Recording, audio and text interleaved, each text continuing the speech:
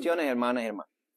Una vez más aquí, como siempre, para compartir la palabra de Dios. Hoy es un día muy especial.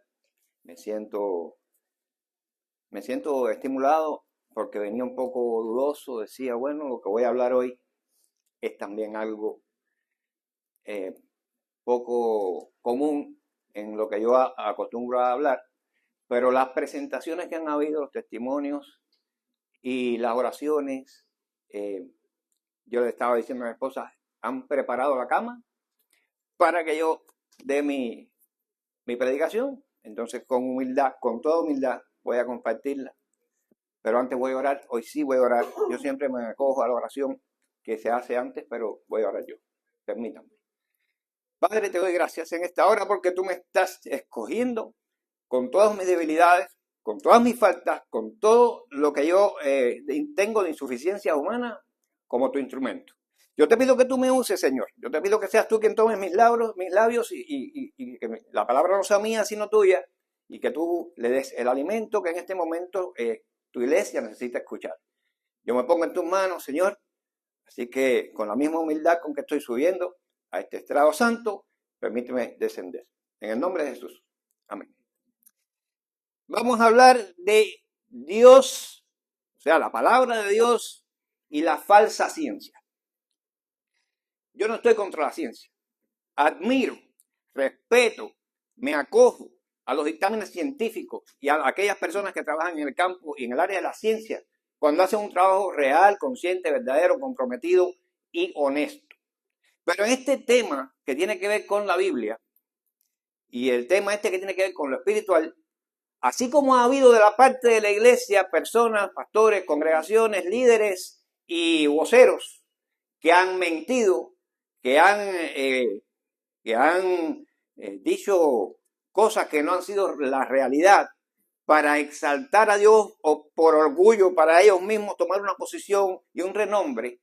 Así como lo ha habido en la iglesia, también lo ha habido por la parte de la ciencia. Ha habido personas que en el campo de la ciencia, posiblemente ahorita menciono algunas, han dicho cosas que no son, han ocultado evidencias para tener ellos una posición, un renombre.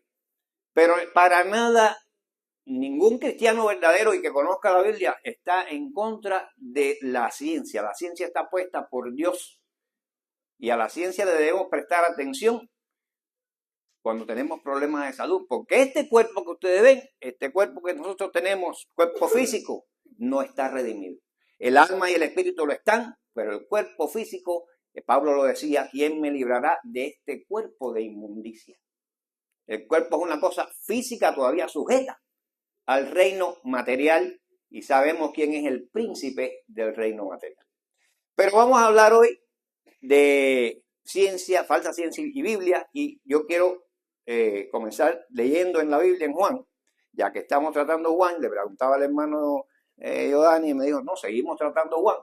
Y en Juan capítulo 5, y vamos a leer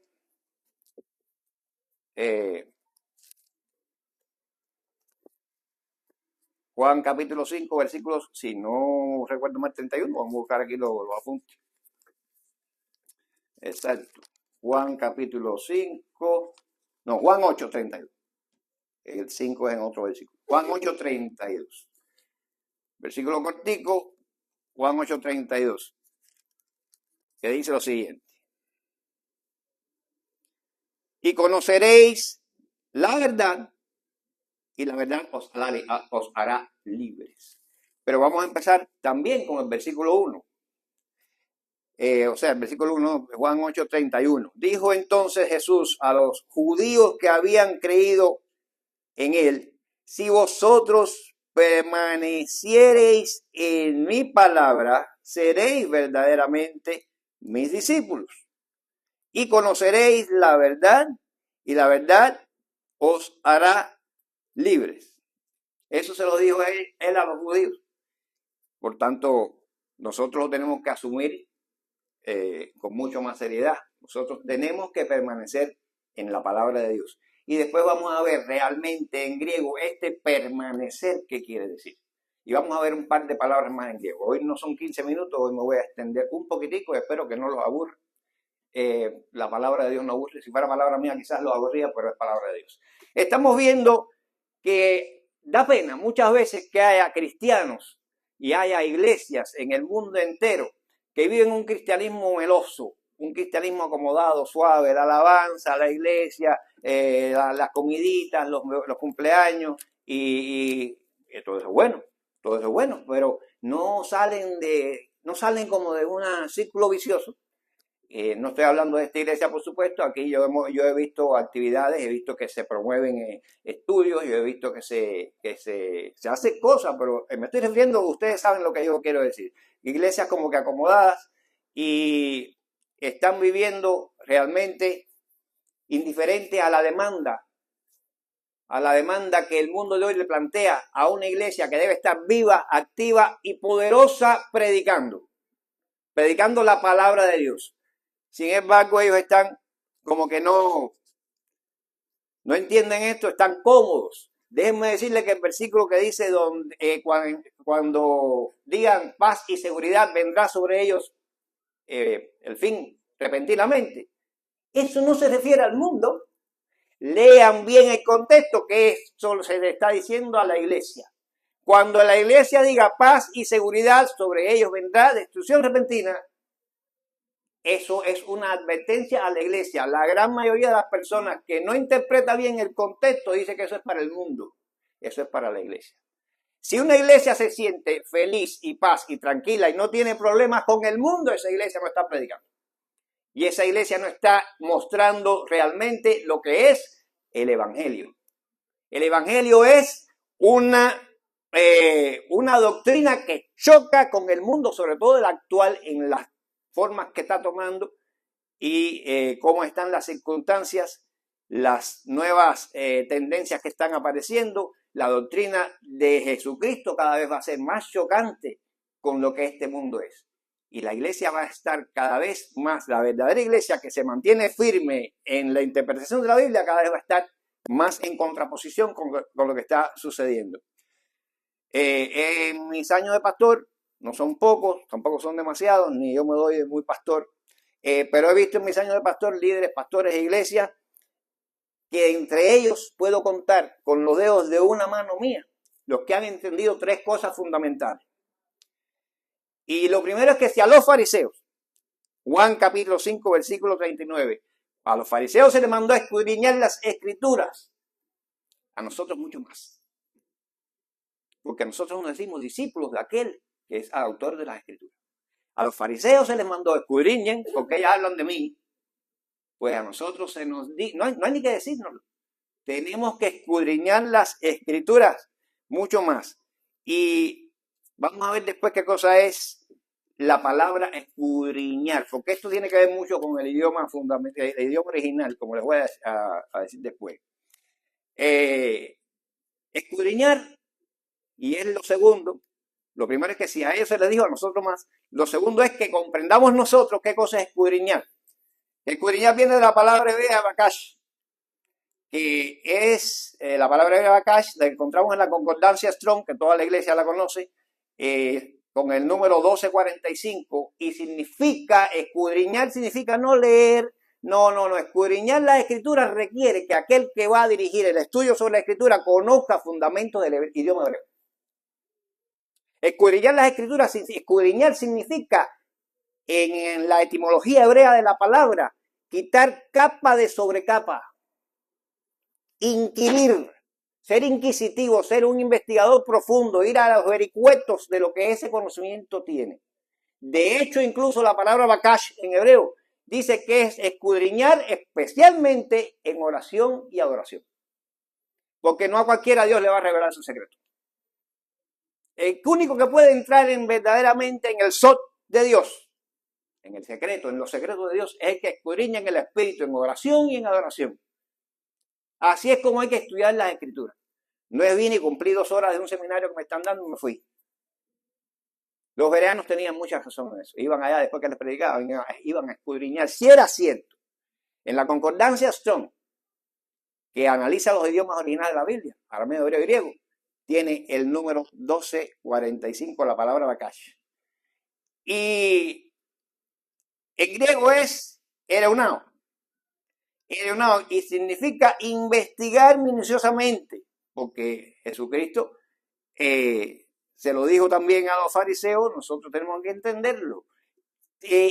Investigar minuciosamente buscando capas interpretativas. Imagínense ustedes que para poder entender la palabra de Dios a la profundidad, nosotros todos somos salvos. Porque, fíjense, no estoy diciendo que no sepa hebreo no es salvo, ni estoy diciendo que cada cristiano tiene que estudiar hebreo. Estoy hablando de lo que queramos escudriñar. Eso es lo que quiere decir escudriñar. El hebreo tiene capas de interpretación y cada letra puede tener hasta 4 y 6 significados. Uno semántico, uno etimológico, uno estenográfico que tiene que ver con la raíz de la palabra, uno ideográfico que tiene que ver con la forma que tiene la letra, y cada una de esas cosas para la cultura hebrea tenía un significado cuando leían el idioma hebreo, por tanto se enteraban. Bueno, nosotros nos perdemos sin poder leer el hebreo original de la misa a la mitad, como dice un refrán. Pero cuando vamos al hebreo original, vemos estas cosas. Y la tercera cosa de la que me di cuenta, que solo 2 o 3 contados con mis manos, líderes pastores de las iglesias que he conocido, están al tanto y tenían presente, es que en medio de todo ese conocimiento y toda esa sabiduría que se adquiere de parte de Dios y que Dios hace fluir cuando escudriñamos su palabra, en medio de todo eso no podemos caer, como han caído muchísimo, en el error de olvidar que nuestro mensaje fundamental es salvación en Cristo Jesús por su sacrificio en la cruz, único mediador, único salvador de la humanidad, por su gracia eterna. El mensaje es el mensaje de la cruz. El mensaje no es qué erudito soy, el mensaje no es cuánta Biblia conozco, el mensaje no es que bien hablo el hebreo o el griego. El mensaje es Cristo, único salvador del mundo. Y viene el fin y Él viene a buscar su iglesia, que es donde están los salvados. Puede ser el estudioso más grande del mundo, saber toda la Biblia que quiera, todos los idiomas que quiera y no se sabe. Y puede ser un cristiano humilde, de una fe sencilla, vivir en la aldea más lejana de los confines de este mundo y eres el primero que vas a hacer así y vas a irte con Dios en su gracia. ¿Estamos claros? Entonces, esas 3 cosas fundamentales yo quiero tenerlas presentes aquí hoy, porque vamos a hablar de algo que significa querigma. La iglesia hoy son 2 palabras griegas, carisma y querigma. La iglesia hoy se está preocupando más por el carisma que por el querigma. Querigma significa anunciar a voz en cuello, anunciar heráldicamente. Querigma significa anunciar a sonido de trompeta y con banderola lo que la majestad está queriendo decirle al pueblo. Venía el heraldo con su rollo de cosas que hacía así, lo abría, y venía en la trompeta y decía: su majestad ha dicho, a voz en cuello, su majestad ha dicho, todo lo que había que decir. Con trompeta, eso es querigma. Y la palabra querigma se usa por lo menos en 8 versículos de la Biblia, en el Nuevo Testamento la encontré. Y la encontré muy bien utilizada en las cartas a Timoteo y en las cartas a Tito, 2 pastores. Donde Dios le está diciendo que el mensaje cristiano se anuncia con querigma. No es a sotoboche, no es a distancia ni indirectamente. Oye, vengo a hablarte de Jesucristo. Aquí escúchenme, Cristo es Rey, Cristo viene, Cristo es el único mediador. En Cristo es donde único hay paz, vida y esperanza real. Ese es el mensaje anunciado sin ningún tipo de, como dice, no me avergüenzo del evangelio. No me avergüenzo de predicar a mi Dios. Ese es el mensaje, independientemente de todo cuanto lo demás usted pueda adquirir en cuanto a conocimiento por escudriñar. Y Dios nos manda a escudriñar. Hay un mundo lleno de distracciones allá afuera. Un mundo rico en cosas en que emplear el tiempo. Ninguna es para la iglesia. La iglesia no está en este momento en condiciones de distraerse. Ahora menos que nunca, cuando sabemos que el fin se acerca. Cuando sabemos que, como decía la hermana al principio del servicio, están los tiempos finales, se está viendo como el problema de Israel. Ustedes saben que Israel es el reloj de los tiempos, Israel es el reloj de la profecía. Los Salmos 38 y 39 están a punto de cumplirse con todas las naciones que están mencionadas ahí, cayéndole encima de Israel, atravesando la cordillera y cayendo encima de Israel, con Gog a la cabeza. La confraternidad que va a ser Gog, que se va a llamar Magog, y es una confraternidad de países que se van a unir contra él, ya está con nombre y apellido puestas en la escritura. Solamente hay que ver quién es Gog, quién es Magog hoy en día, qué terreno geográfico ocupan esa, y ver que está el cuadro profético cumpliéndose. Estamos en el tiempo del fin. La iglesia no puede estar ahora bobeando. Es el momento de apretar el cinto y avanzar. Como le dijo a Moisés, a Dios cuando le preguntó ¿y qué hago? Y Dios le dijo, avanza. No me preguntes más, no me preguntes más, Moisés. Te dije, avanza. Le he dicho a mi pueblo, avanza. Y eso es querigma. Querigma necesita que ganemos en convicción. Para ganar en convicción tenemos que estudiar, tenemos que profundizar, tenemos que consolidar los fundamentos de la fe. Querigma significa poner más voluntad. Como decía la hermana también, mi tiempo para Dios primero. Poner de nuestra voluntad que Dios después va a suplir todo lo demás, el tiempo que te falte. ¿Saben una cosa? Hablamos del diezmo, por ejemplo. Yo quisiera saber si aquí no es la pregunta para que me la contesten. Diezmamos de nuestro tiempo para Dios. Porque el tiempo de Dios, a Dios hay que diezmárselo todo. Y el tiempo para Dios, no es que yo no tengo tiempo. No, si es una cuestión de Dios, tiene que hacerla en el tiempo que es de Dios, que no es tuyo. Hay un tiempo en el día que no es tuyo. Tú no puedes contar con ese diezmo de tu tiempo es para Dios. No diga que para Dios no tienes tiempo. Eso es tiempo de Dios. Y la iglesia está a veces un poco atormentada, y lo comprendo, la vida está difícil. Y querigma significa contextualizar estrategias. Queremos seguir predicando como si estuviéramos en el medioevo. Ya no son los mismos problemas los que están viniendo frente a la iglesia pidiendo auxilio espiritual, son otros. De mayor nivel, también espiritual, aunque no lo parezca, y de eso vamos a hablar hoy. Dios lo permita. Es un gran compromiso lo que tenemos todos nosotros, ante Dios, ante la humanidad, ante las condiciones que estamos enfrentando. Juan 8:32 lo leímos y recordemos que en Oseas 4:6 dice que el pueblo de Dios, ¿por qué pereció? ¿Por qué fracasó? Porque le faltó conocimiento. Yo quiero hoy estimular a que ese conocimiento llegue a ustedes, porque ustedes le dediquen tiempo a estudiar, ustedes le dediquen tiempo a escudriñar la palabra. La iglesia tiene unas cuantas cosas que yo les voy a decir hoy y en las que no meditamos. La iglesia lo primero que tiene es la verdad. Dice, conoceréis la verdad os hará libre. Nosotros somos libres porque tenemos la verdad. Dios no nos mandó un telegrama, Dios no nos mandó una carta, ni nos hizo una llamada telefónica, no nos mandó un libro que hablaba sobre la verdad. Dios nos mandó la verdad hecha carne. Dios mandó a Jesucristo. Jesucristo no dijo yo traigo la verdad, a diferencia de Mahoma, a diferencia de cualquier otro líder de las grandes religiones que dijeron yo digo la verdad, síganme. Jesucristo dijo yo soy la verdad. Jesucristo no vino a decir yo les vengo a enseñar un camino, él vino a decir el camino soy yo. Nosotros tenemos la verdad, es lo primero que tiene la iglesia, la gran verdad en la figura indiscutiblemente histórica de Jesucristo.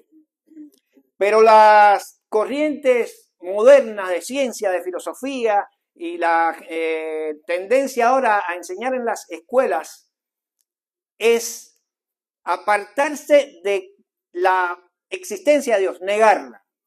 En primer lugar, negar que ese Dios que existe tiene un carácter que nosotros conocemos bien cuál es el carácter de Dios, con todos sus atributos.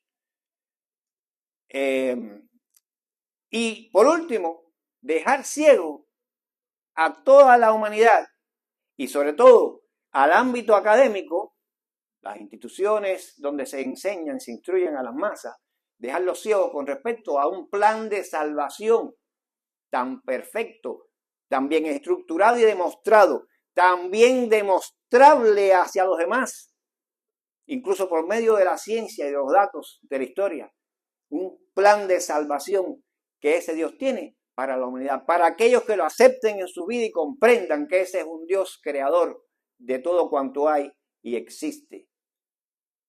Sustentador de todo cuanto hay existe. Un Dios que a pesar de que las palabras estas no aparecen en la ciencia, en la Biblia, es un Dios inmanente y es un Dios trascendente. A pesar de que esas palabras no están en la Biblia. Dios tiene un atributo de inmanencia, Dios está en todo y en todos, y Dios tiene un atributo de trascendencia. Todo se puede acabar. Dios seguirá existiendo. Mejor dicho, Dios seguirá siendo. Porque realmente Dios no existe. Existimos nosotros. Dios es. Es y es. Para Él no hay tiempo. Él es atemporal, por eso es trascendente. Él hizo que viniéramos nosotros a la existencia. Cuando a mí me dicen Dios no existe, tienes toda la razón. Dios no existe. Existes tú, existo yo, existe todo lo material que tú ves, salió de Dios, que Dios es. Dios es y siempre será. Gracias a Dios por habernos escogido para que te conozcamos.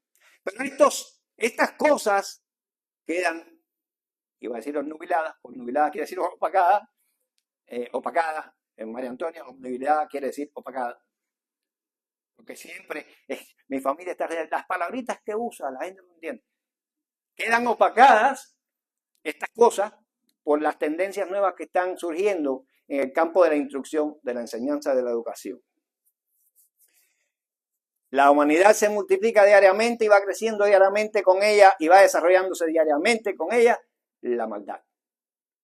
La maldad que va a desnaturalizar y a presentar como aberración los asuntos de la fe. Y eso no podemos nosotros permitirlo.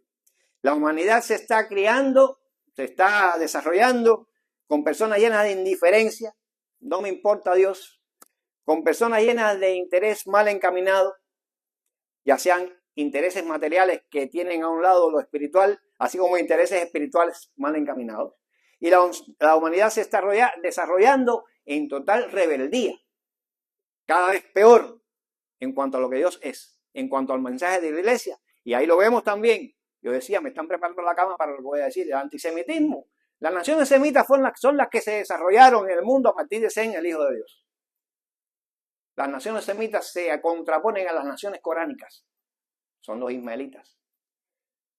¿La Biblia o el Corán? El Corán habla de Jesús, el Corán habla de Moisés, el Corán habla de Abraham. Pero el Corán no habla la realidad acerca de Jesús. La Biblia sí.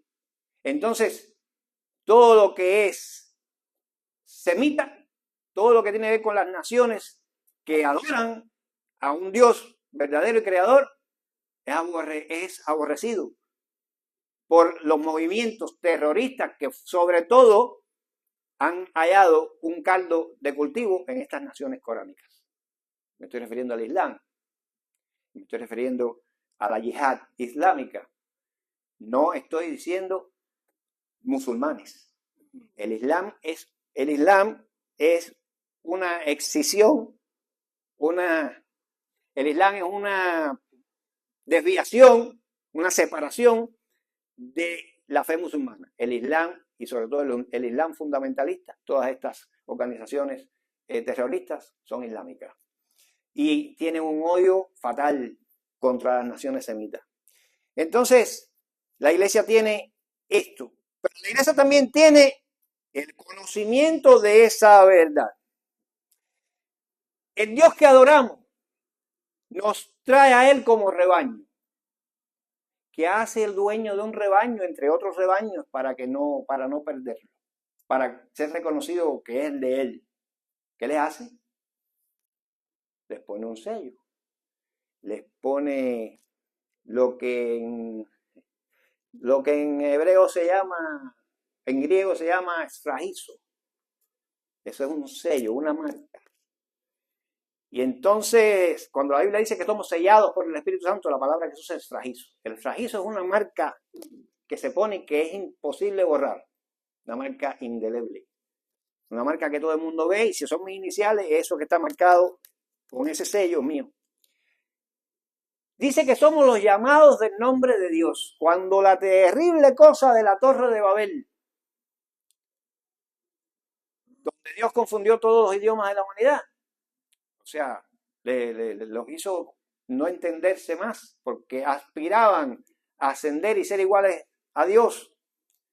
Bueno, pues cuando Dios confundió toda la humanidad y cuando lo de la Torre de Babel, Dios dijo que Él iba a mantener a salvo a los llamados de su nombre.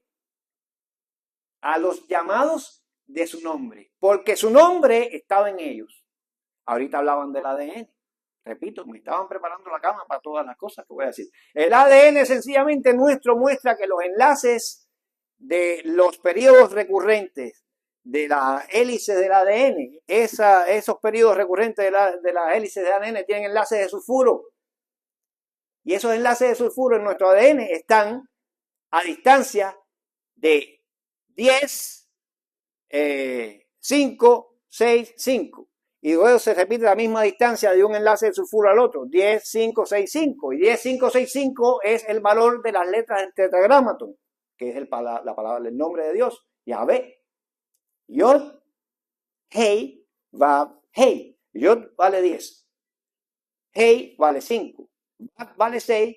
Y Hei vale 5. Y ese mismo, con esa periodicidad, esos espacios de ¿cómo se llama?, de estructura del ADN, esos espacios de enlaces de sulfuro que tiene el ADN, se repiten con esa misma periodicidad. Y es el único ser viviente sobre la Tierra en cuyo ADN existe ese tipo de características. El nombre de Dios está en nosotros. Está ahí, en el mismo ADN grabado.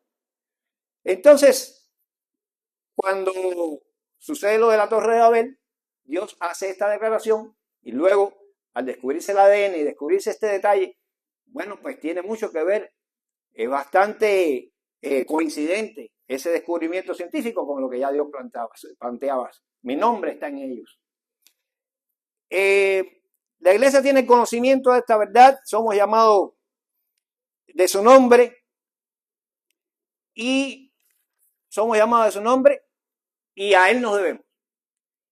Y nos debemos a una práctica efectiva y en el mejor término de la palabra, no voy a usar la palabra agresiva, acometedora. Vamos a usar la palabra agresiva. Tenemos que acometer con nuestro mensaje, tenemos que acometer con nuestra intención de que el mundo conozca a nuestro Dios. Tenemos que ser activos. El mundo lo está demandando en el tiempo de hoy más que nunca. Yo recuerdo que había un predicador, bautista por cierto, Eleodoro Perna, que predicó muchas veces en la iglesia allá donde asistíamos nosotros, en Cuba, en el poblado de Regla. Y Eleodoro Perna daba este tipo de predicaciones donde hablaba mucho de coincidencias de la ciencia con la fe. Y a mí me gustaba mucho eso. Nosotros tenemos, o sea, la iglesia tiene, para seguir diciendo cosas que la iglesia tiene el testimonio. Tiene el testimonio histórico generacional de qué cosas sucede con el pueblo de Dios cuando adora a Dios, de qué cosas ha hecho Dios en los pueblos cuando se han dedicado a Él, de cómo Dios ha guardado la paz de los pueblos, cómo Dios ha guardado la integridad de los pueblos. El ejemplo es Israel. Israel tiene a una gran cantidad de naciones en contra de él y es chiquitico y está en el centro de casi todas ellas. Y está ahí.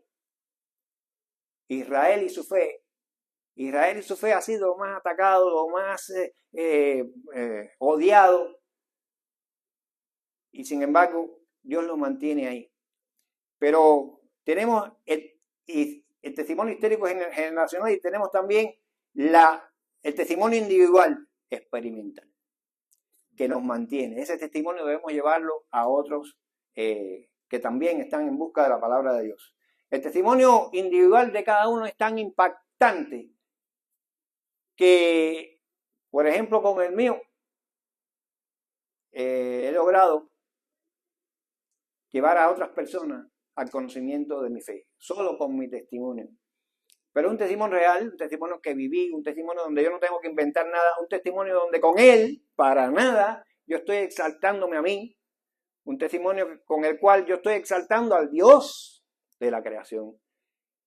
No es como estas personas que hablan de su testimonio para, mira lo que yo hice, mira lo que yo era, mira dónde fui, Y mira cómo Dios me usó.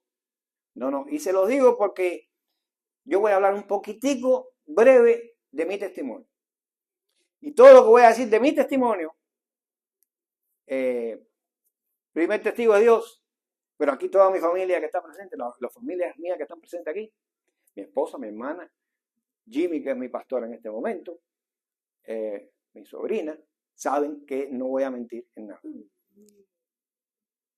Dice Efesios 6:12 que nosotros tenemos, que es otra cosa que la iglesia tiene, le he dicho varias cosas que tiene la iglesia y que debe estar consciente de que las tiene en este momento.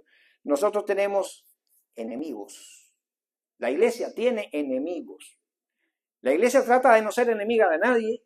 El verdadero cristiano no se debe sentir enemigo de nadie, pero la iglesia y los cristianos tenemos enemigos que nos odian. En este momento, en otros países, los cristianos no pueden tener Biblia, en otros países los cristianos están siendo encarcelados y en otros países en este mismo momento los cristianos son decapitados. Y se abusa de ellos, los queman vivos, tal como al principio. En Efesios 6:12, que todos deben conocer ese versículo, se menciona la organización espiritual de esos enemigos. Se mencionan los archas, son principados. Se mencionan las exousias, son potestades. Se mencionan los cosmocratos, son gobernadores de regiones geográficas. Y se mencionan las pornerias, que son determinadas entidades espirituales malignas, las más pequeñas, pero soplan y el Himalaya se desaparece, las más chiquitas. Tenemos principados, potestades, tenemos gobernadores de las tinieblas, gobernadores a nivel cosmocrator, gobernadores de regiones geográficas de países, de naciones, y tenemos pornerias. ¿Dónde trabajan las pornerias? Aquí, individualmente aquí. Y no se mencionan las pornellas, que es otro tipo de entidad espiritual maligna. Y hay otros versículos que mencionan todo un ejército organizado de categorías y rangos espirituales de la oscuridad. Estas categorías y rangos también existen en el reino de la luz, pero hacen el bien. Esto es parte de aquella parte angelical que se fue, que cayó junto con Satanás cuando cayó, y funcionan contra el mundo. Esos son los enemigos que tenemos nosotros. Y si uno no tiene un testimonio adecuado y vive en una santidad adecuada, va a estar siendo afectado constantemente por cualquiera de estas cosas y no va a transmitir la verdad a otros con claridad. Este versículo lo menciono porque es de un alto contenido espiritual sentarse y estudiarlo. No porque lo vamos a estudiar ahora, lo menciono porque como lo tenemos un poco como en la ignorancia, no vemos a profundidad que ese versículo está muy relacionado con el que dice que las armas de nuestra milicia no son carnales, son espirituales en Dios para derrotar. La iglesia no está en paz. La iglesia está en paz en sí misma, la paz que sobrepasa todo entendimiento, también mencionada por el hermano al principio. Pero la iglesia no está en paz con el entorno en que vive. Estamos en batalla contra estas potestades, este tipo de autoridades y entidades malignas que están bien organizadas en combate para que la iglesia no avance, en combate para que la iglesia no entienda, en combate para que la iglesia no predique, en combate para que el que no va a creer crea menos, en combate para que las cosas que distraen aumenten. Y eso lo tenemos nosotros que superar. ¿Cómo? Avanzando, como se le dijo a Moisés. ¿Cómo? Fundamentando nuestro mensaje. Que no digan, por ejemplo, no me malinterpreta nadie, yo no voy a meterme en estos temas a profundidad, pero los voy a mencionar porque son temas que nos están afectando, hermanos y hermanas, nos están afectando, lo estoy viendo y me duele. ¿La reencarnación existe? No. Hebreos 9:27. Está establecido para los hombres que mueran una sola vez y después de esto el juicio. Perdón. Ese versículo, el que sepa algo de estructura de los idiomas, va a decir, se va a reír, va a ir a la espalda y se va a ir. Ese versículo no niega que la reencarnación exista. Todo lo contrario. Ese versículo no está, en cuanto a la estructura del griego, hay 4 formas de decir algo de manera absoluta. Este versículo no habla de manera absoluta. Ese versículo habla de manera relativa. Hay 4 maneras en que ese versículo se podría haber dicho de manera absoluta para que quedara claro que la reencarnación no existe. Pero es el primero que cogemos. Yo no estoy diciendo que la reencarnación exista o que no exista. Estoy analizando un versículo que utilizamos para decir nuestro criterio y lo utilizamos mal. En griego ese versículo no niega la reencarnación. Pero la Biblia habla de reencarnación. No, falso. 2 veces menciona la palabra reencarnación en la Biblia con todas sus letras. Una dicha por Jesucristo y una dicha por Pablo. Y en las traducciones nuestras se tradujo diferente. Y repito, no estoy diciendo que la reencarnación existe. ¿La Biblia de la reencarnación? No. Falso. 2 veces. Hay que escudriñar, mi hermano, porque entonces ahí donde nos dan la espalda, y este no sabe nada, este es un fanático. Un fanático. Es importante saber que Dios nos llama a distintas cosas, de acuerdo a nuestra capacidad. A alguien que Dios sepa que no lo ha capacitado o que no está preparado para una cosa, lo manda a hacer otra. Y la va a hacer mejor que el otro al que mandó a hacer aquello para que no mandó a hacer a este. Y el otro es para aquello. Y hace aquello mejor que como lo hubiera hecho este. ¿Por qué? Porque cada cual fue a hacer lo que Dios lo mandó. Y está capacitado por Dios para lo que lo mandó. Entonces cuando los vamos a enfrentar, ya voy a empezar con mi testimonio, que es parte de mi testimonio. Cuando los vamos a enfrentar a personas que tienen un alto nivel cultural, a personas del tipo de, como los cubanos acá recordarán, Escribilea, el famoso programa Escribilea.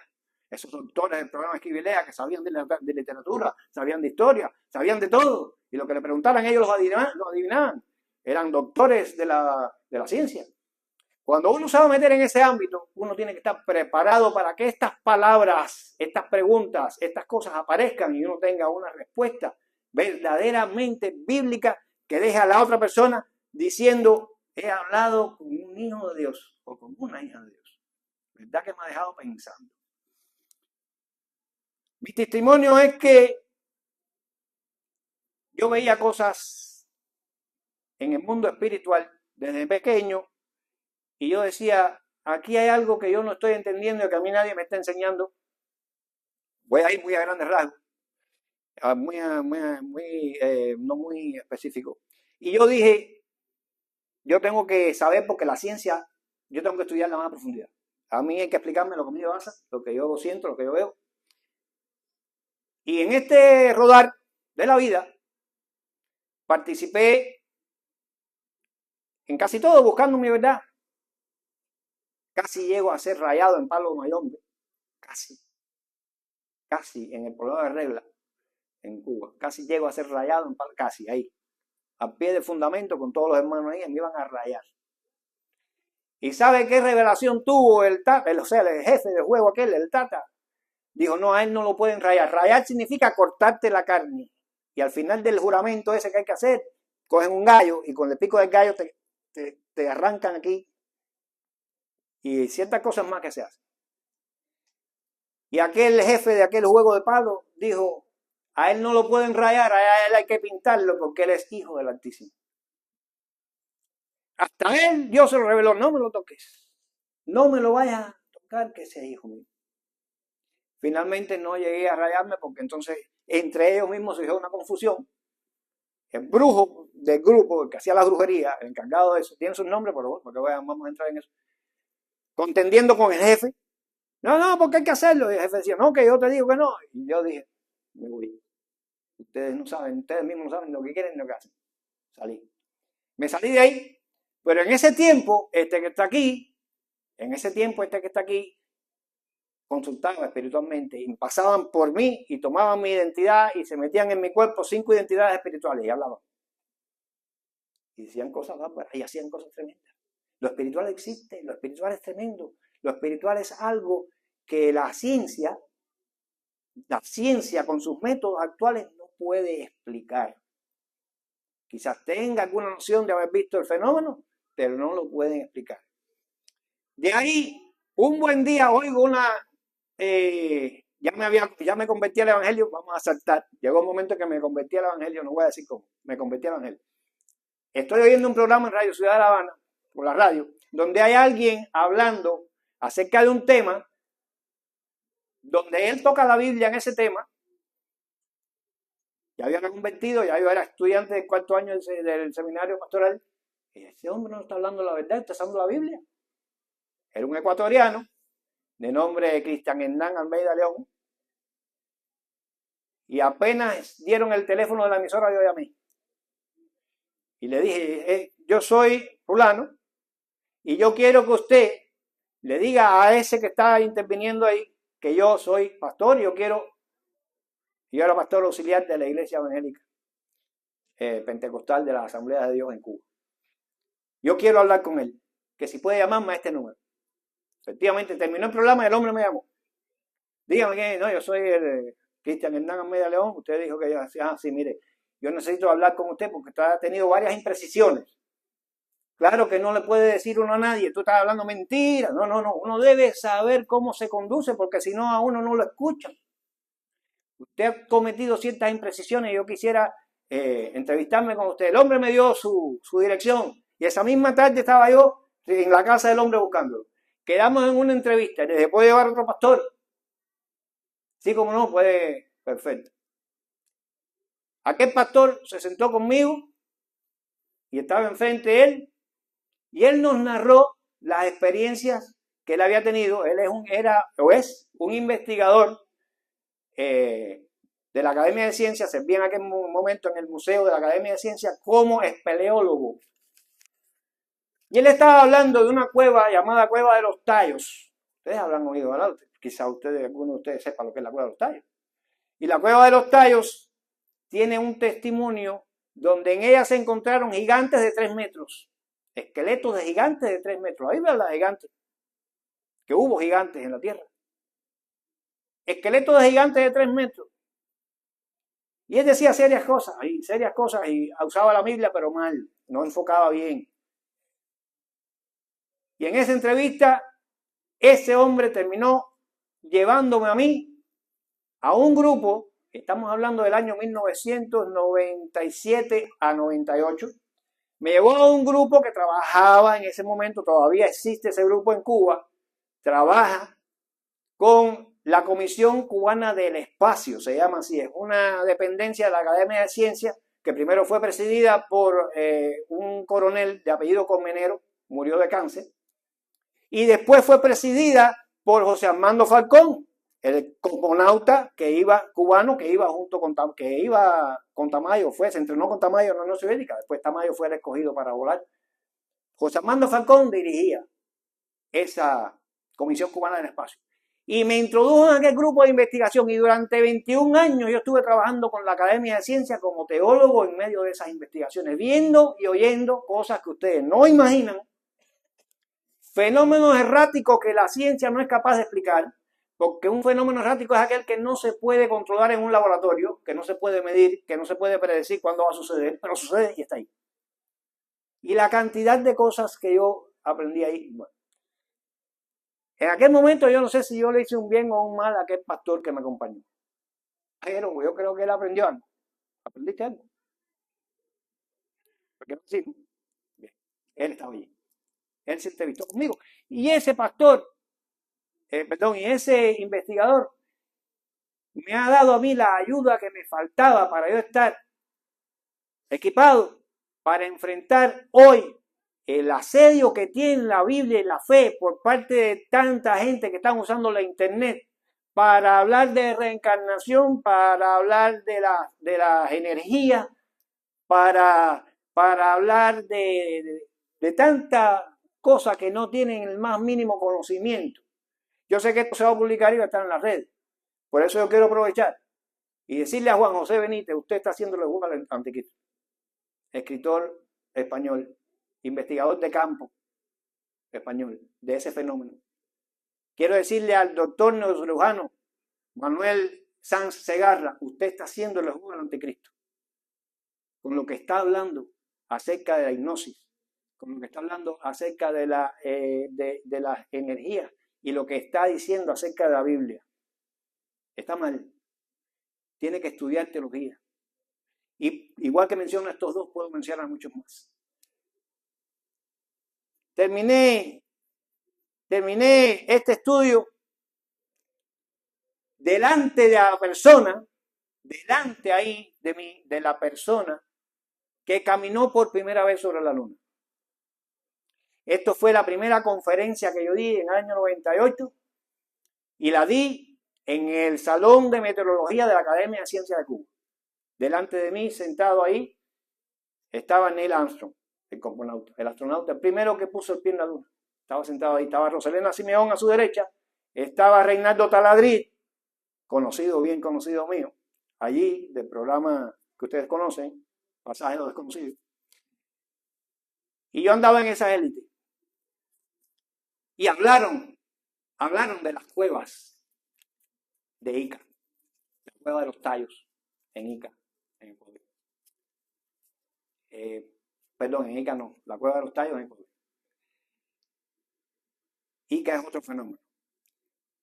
Ahí estaba aquel hombre, se levantó y un año después, él mismo, con toda una flotilla de helicópteros, de cosas norteamericanas, se apareció en Ecuador, entró a la cueva de los tallos, recogió todo lo que había ahí en evidencia y del asunto jamás se habló. Recogió todos aquellos esqueletos, del asunto jamás se habló y se prohibió hablar de eso. Todo está aquí en Estados Unidos. Lo trajo él. Ya él falleció. Pero ahora esas son cosas a las que un cristiano le preguntan, ¿sabes algo de esto? No, no sé nada de eso. Hay que tener una cultura general. Hay que prepararse. Porque una de las cosas que tenemos en contra, otra cosa que tiene la iglesia, es el indoctrinamiento.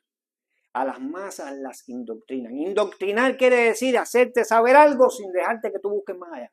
Es así, es esto. Esto es lo que tienes que leer, aquí es donde tienes que estudiar, a este es al que tienes que creerle y esto es lo que tienes que decir. No mires a la derecha ni a la izquierda, es por aquí. Eso es indoctrinamiento, no adoctrinamiento.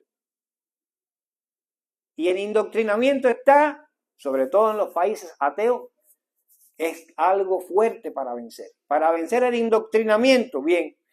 Efecto del indoctrinamiento, la doctrina no es ni siquiera una hipótesis de la evolución. Es una mala hipótesis, no es una doctrina. La evolución, la edad verdadera de la Tierra, la datación con radiocarbono 14, todo eso es falso. El radiocarbono 14 no data más allá de 60.000 años. Y eso lo sabe todo científico. ¿Cómo tú me vas a decir que tiene tanto miedo de años porque lo dataste con radiocarbono 14? Todo el mundo sabe que el radiocarbono 14 de 60.000 años en adelante ya puede dar error. Porque eso no lo enseñan en las escuelas. ¿Por qué no se mencionan en la escuela la evidencia del ser humano en la prehistoria? Evidencia del ser humano allí, aun cuando existía el Cromañón, el Neandertal, el ser humano estaba allí ya, tal y como es ahora. Evidencia que se ha encontrado por científicos como Eugene Dubois, doctor Eugene Dubois, alemán. Dubois se escribe, yo no sé, ya les digo francés, yo no sé francés. El profesor Israel Herskovitz, búsquenlo en la internet. La doctora Hila May, con H, Hila May. La doctora Rachel Zarik. Y el doctor Yossi Seidner, por mencionar algunos nada más, que tienen evidencia de sus hallazgos en sus investigaciones de que el hombre, tal y como es en la actualidad, existía en la prehistoria. Que no hubo tal evolución. Pero no aquí tan lejos, no hay que buscar a toda esa gente ahora, porque no, sencillamente leyendo un poquitico, no hay evolución, primeramente porque radiocarbono 14, con lo cual se justifican tantas cosas de millones de años, no la justifican. En segundo lugar, porque dice la palabra de Dios que Dios dijo y fue. Dios dijo, sea la tierra y fue la tierra. Eso no puede ser, porque si la evolución, que si tantos millones de años, Señor, el isótopo número 18 del uranio. El isótopo es una partícula radiactiva diminuta. El isótopo número 18 del uranio, cuando se está sedimentando una roca, el isótopo número 18 de uranio emite un radiohalo, es como una explosión lumínica que dura milésimas de segundo. Y una vez que esa explosión se da, la roca queda sedimentada, probado científicamente. Cuando el isótopo número 18 de uranio revienta, el sedimento se hace al momento, al segundo. Es decir, que Dios pudo haber dicho sea la tierra y fue la tierra. Porque el isótopo número 18 de uranio demuestra que puede ser así. Sencillamente hay que hacerlo explotar. Y nuestro Dios sabe, nuestro Dios es poderoso, ¿por qué no pudo haber hecho eso? Y hizo la tierra en un segundo. Lo dijo y fue. Es incorrecto que la tierra tenga los millones de años que se le asigna, porque la sedimentación de colinas y montañas y partes elevadas de los continentes no demuestra eso. No demuestra eso. Las mediciones están hechas, están en la internet, están dichas por los científicos y universidades e institutos científicos que midieron la sedimentación. La Tierra no tiene los millones de años que se dice. La Tierra coincide con los 15.000, a lo sumo, años que la Biblia dice que debe tener. Eso está ahí, en la sedimentación de la corteza terrestre. Con respecto al arca de Noé, que si es mentira, que si es un fiasco. El arca de Noé la vio hasta el equipo de la ayudantía del presidente Ronald Reagan cuando iban sobrevolando el Monte Ararat. El Monte Ararat tiene 5.165 metros de altura. 5.165 metros de altura quedaron bajo el agua. Quiere decir que toda altura prácticamente en la tierra quedó bajo el agua en el diluvio. ¿Por qué? Porque allí se encontraron formaciones calcáreas en la cima. Y una formación calcárea no se hace a menos que esa zona haya estado sumergida. Es una zona que se dijo que sí, que eso estaba ahí porque esa zona había estado bajo el agua en algún momento. Negativo. La última erupción volcánica de magnitud que pudo haber ocurrido y provocado que esa zona estuviera bajo el agua y después subiera, sucedió hace unos 100.000 años atrás, buscando la ciencia. Quiere decir que ya eso era una altura cuando el diluvio sucedió. Ya eso se cubrió de agua estando esa montaña ahí, no antes de haber subido esa elevación. Pero eso no lo enseña nadie, no lo dice nadie. Seguimos diciendo que el diluvio es una mentira, es un jueguito. Y el arca de Noé, sencillamente, hay expediciones serias, sobre todo de la Universidad de Israel, científicos prestigiosos que han tomado muestras de ese lugar.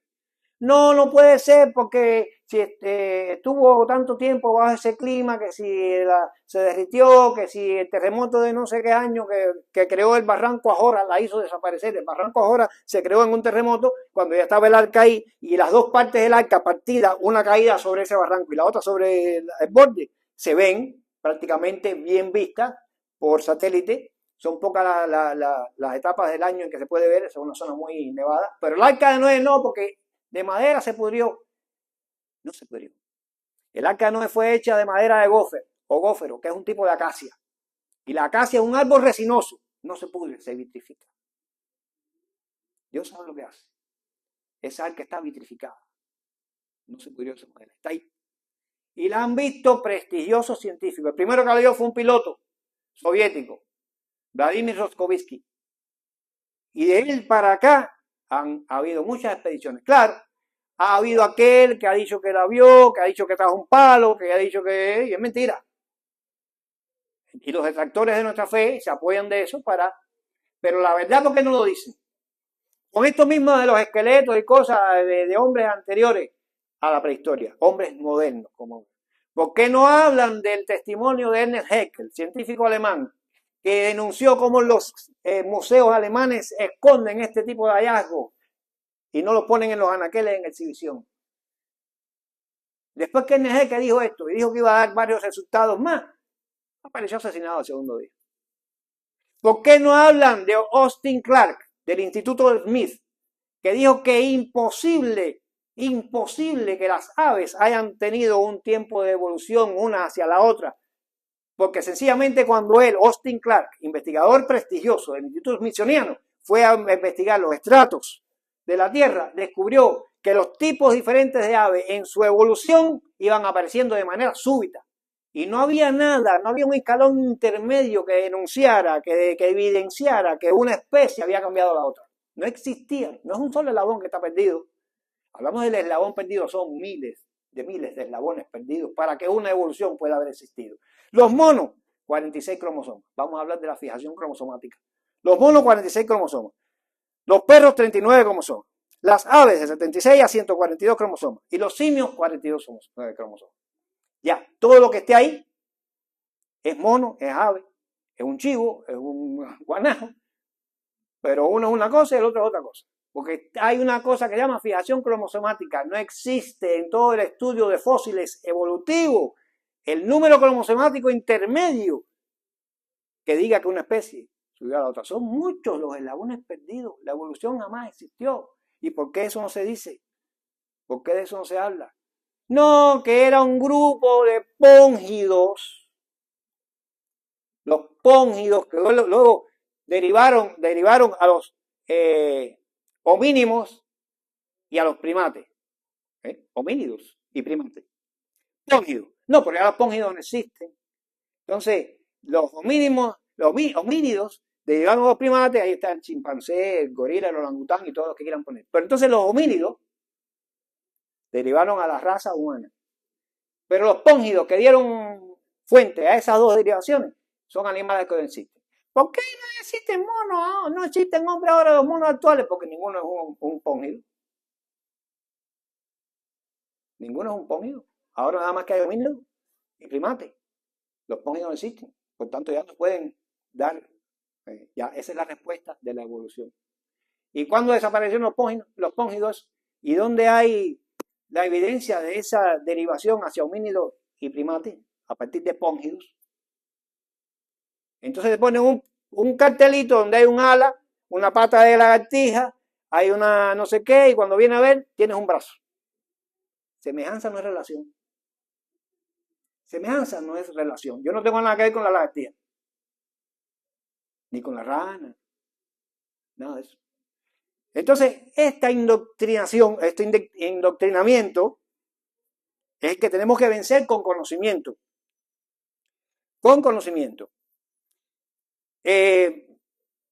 Voy terminando ya. No voy a aburrir mucho más. Voy terminando ya porque voy a decirle ya lo último. Le he dicho que la iglesia tiene varias cosas. Lo último que le voy a decir que la iglesia tiene para poder llevar su mensaje adelante, para poder atraer a las personas que faltan porque entren en esta verdadera arca que es Jesucristo. Lo último que la iglesia tiene es muy poco tiempo ya. Ya la iglesia no tiene mucho tiempo para asumir la posición que debe respecto al mensaje que tiene y los conocimientos que debe tener y llegarle a otras vidas para que sean salvas, porque hay un Salvador, hay una salvación, hay pecado del cual salvarse, que es la epidemia más grande del mundo, la del pecado, y hay una vida eterna en gloria que está esperando por aquellos que reconocen la verdad de este mensaje, nosotros incluidos, gracias a Dios. Solo quería que ustedes meditaran un poquito en estas cosas y que se embullen a estudiar la Biblia con más profundidad, a escudriñar. Que el Señor los continúe bendiciendo. Gracias.